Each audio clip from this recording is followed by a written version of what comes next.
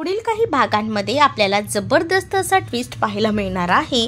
जसं की कमळीचं ॲडमिशन आता कॉलेजमध्ये झालेलं असतं आणि ते सुद्धा अन्नपूर्णांच्या थ्रू। पण आता जेव्हा कमळीला अनिकाच तिच्या क्लासरूममध्ये बघते तेव्हा मात्र अनिकाला खूप जास्त राग आलेला असतो। त्यामुळेच आता अनिका कमळीची मस्ती जिरवायची ठरवते।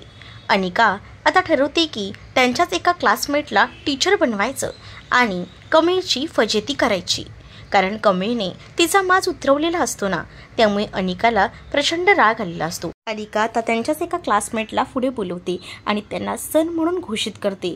सगळीच मुलं अनिकाचं ऐकून त्याला सर म्हणत असतात।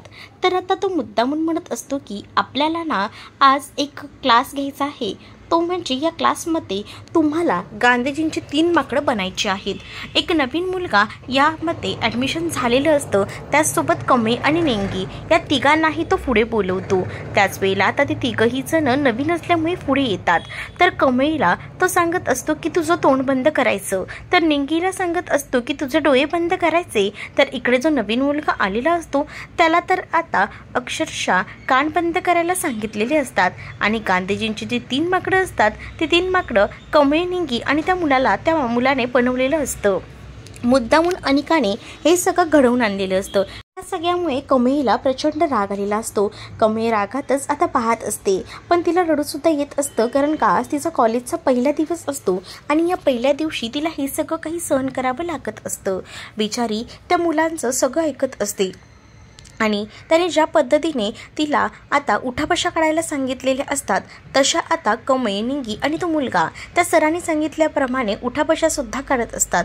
त्या दोघांनाही खूप जास्त त्रास होत असतो, कारण नेंगी आणि कमळीचाच कॉलेजचा पहिला दिवस असं जाईल असं कमळीला स्वप्नातसुद्धा वाटलं नव्हतं।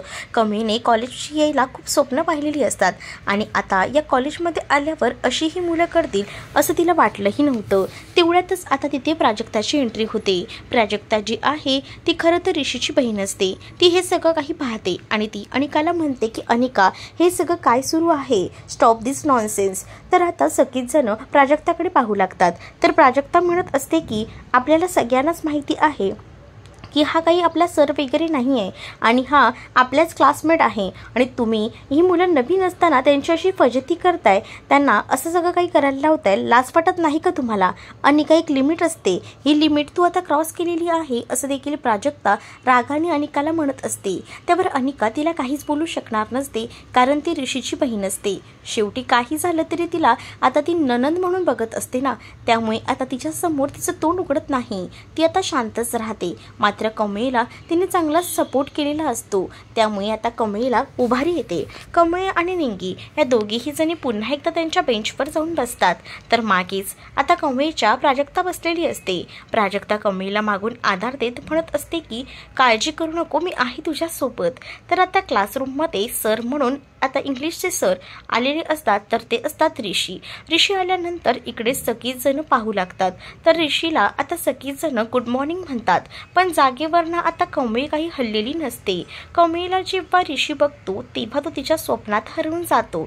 त्याच वेळेला तो तिला म्हणत असतो की काय झालं, तू नाही उभी राहिलीस? त्यावर कमळी उठून उभी राहते आणि ऋषीला जेव्हा ती समोर पाहते तेव्हा तिला तो प्रसंग आठवतो, ज्या वेळेला आता गावात पहिल्यांदा ऋषीची आणि कमळीची भेट झाली होती आणि ऋषीने कमळीच्या जोरात कानाखाली वाजवली होती। हा सगळा प्रसंग जेव्हा कमळीच्या डोळ्यासमोर येतो तेव्हा कमळी विचार करते की कितीही काही झालं तरी सुद्धा हा जो आहे तो पुन्हा अनिकाचा मित्र आहे आणि हा मित्र बनून उगाच सर म्हणून इथे आलाय आणि मला फसवतोय। आणि म्हणूनच कमळी तोंडाला येईल ते आता त्याला बडबडत असते आणि म्हणत असते की तुम्ही जेव्हा गावी आला होतात तेव्हा सुद्धा मी तुम्हाला सांगितलं होतं की आमच्या उगाच नादी लागू नका। आता मी मुंबईत आले, ही मुंबई तुमची आहे, इथे मला कोणीही ओळखत नाही, तरी सुद्धा मी तुम्हाला सांगते आम्ही गावाकडची लोक काही बोलत नाही तुम्हाला, म्हणून तुमचं सगळ्यांचं जास्त फावतंय आणि तुम्ही सुद्धा तसेच आहात असं मला वाटलं सुद्धा नव्हतं। असं देखील आता कमळी जी आहे ती ऋषीला बोलून सुनावू लागते।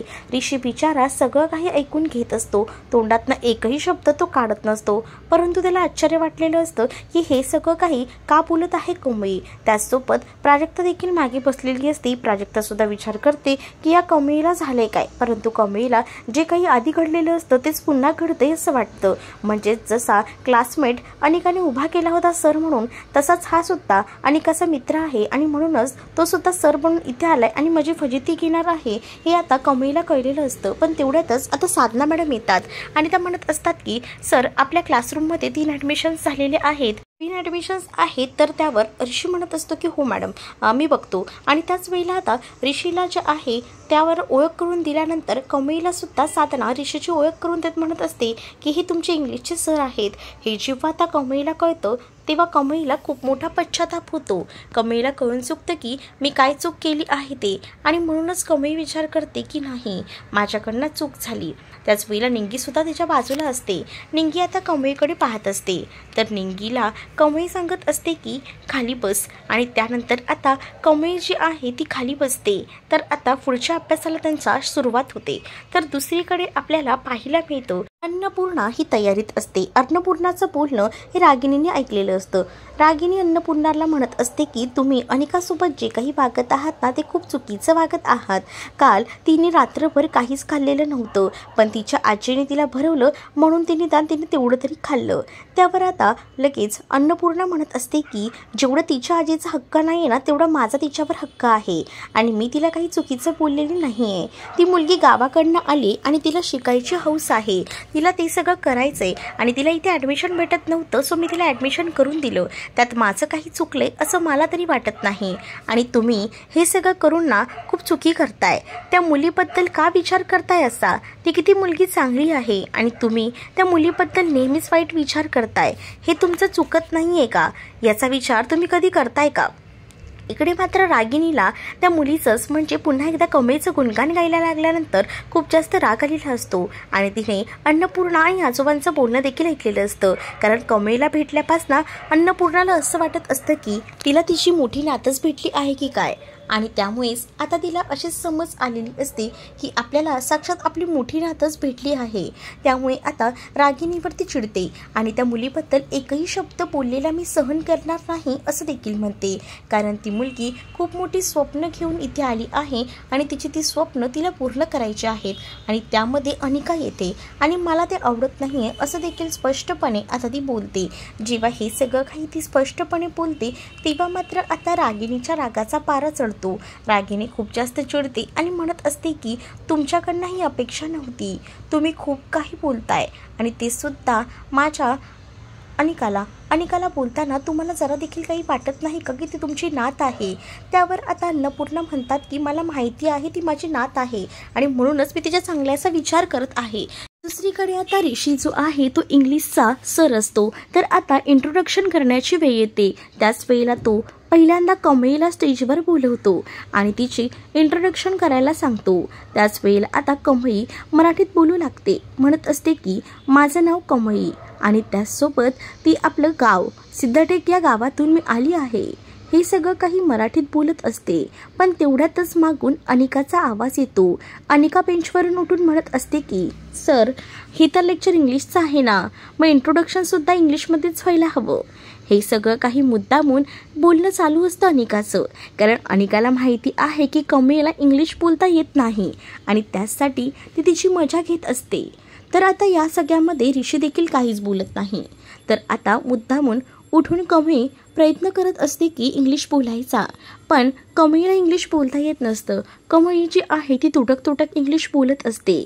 म्हणजेच ती म्हणत असते की माय name is Kamali, my home असं म्हणत मध्येच अडखळते.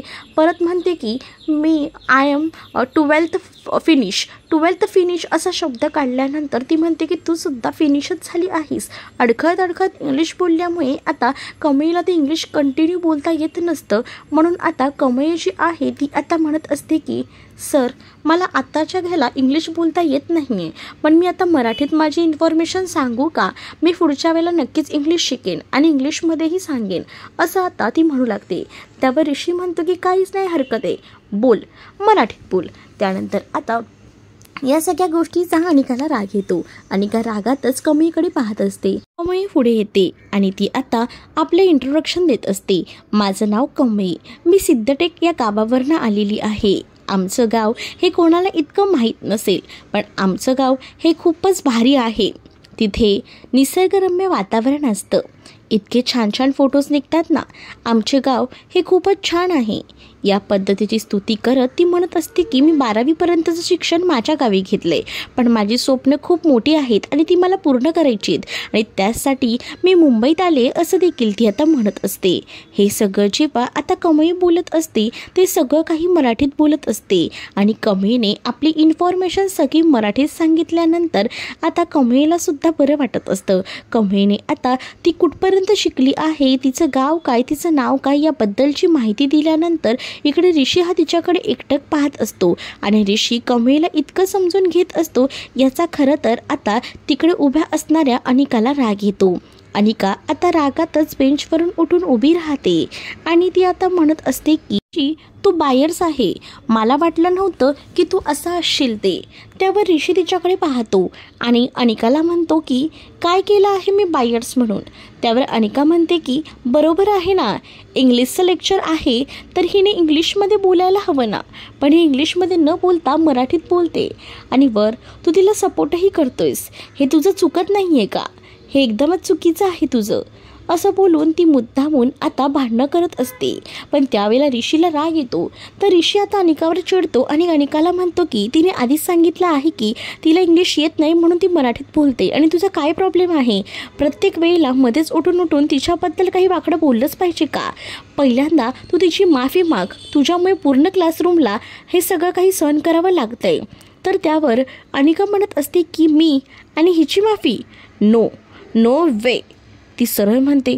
त्यावर आता ऋषी म्हणत असतो की नाही, तुला तिची माफी मागावीच लागेल, पूर्ण क्लासरूम तुझ्या समोर आहे आणि त्यांनी तुला सांगितलेलंच आहे की आता कमळीची माफी मागावीच लागेल. क्लासरूममधील बाकी मुलंही हो हो असं म्हणतात आणि ऋषीला सपोर्ट करतात. त्यामुळे आता नाईलाजास्तव कमळीची माफी जी आहे ती आता मागावी लागत असते अनिकाला. अनिका म्हणत असते की कमळी आय एम सॉरी. त्याबरोबर कमळीला सुद्धा बरं वाटतं, कारण अखेरीस पुन्हा एकदा तिने तिची मस्तीची जिरवलेली असते. त्यामुळे आता ऋषीसुद्धा खूप जास्त खुश असतो. तर आता क्लासरूममधनं बाहेर पडल्यानंतर इकडे अनिका ही प्रचंड चिडलेली असते.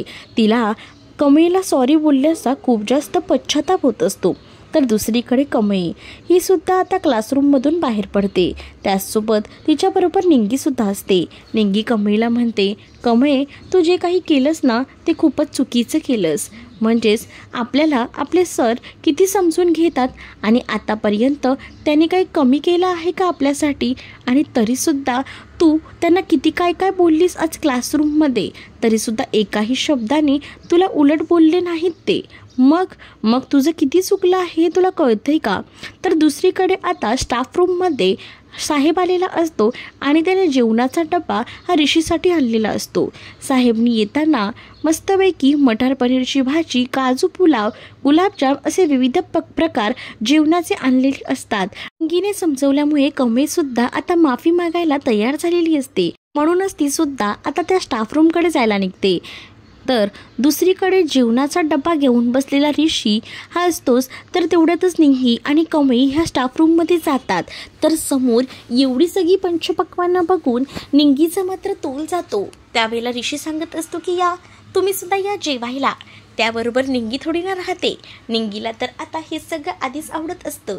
निंगी धावत पळत आता त्या जेवणाच्या ताटावर जाऊनच बसते आणि वाव, मटार पनीर, काजू पुलाव किती मस्त, आणि ती आता जेवायला सुरुवातच करते. ती आता कमळीकडे सुद्धा पाहत नाही. तर ऋषी म्हणत असतो की कमळी तू सुद्धा जॉईन हो ना, हा स्टाफ रूम आहे पण ये तू चालेल. पण आता कमळीला खरं तर ऋषीशी बोलायचं असतं. म्हणूनच ती ऋषीला बाजूला बोलवते आणि जो काही प्रकार झाला आहे त्याबद्दल तिला ऋषीची माफी मागायची असते. आणि म्हणूनच कमळीने आता ऋषीला बाजूला घेऊन त्याची माफीसुद्धा मागितलेली असते. त्यावर ऋषीने सुद्धा तिला समजून घेतलेलं असतं. तर तुम्हाला हा भाग कसा वाटला हे नक्कीच मला कमेंटमध्ये सांगा. आणि अशाच नवनवीन भागांसाठी आपल्या चॅनलला सुद्धा सबस्क्राईब नक्कीच करा. चला तर मग भेटूया पुढच्या भागामध्ये. तोपर्यंत टाटा बाय.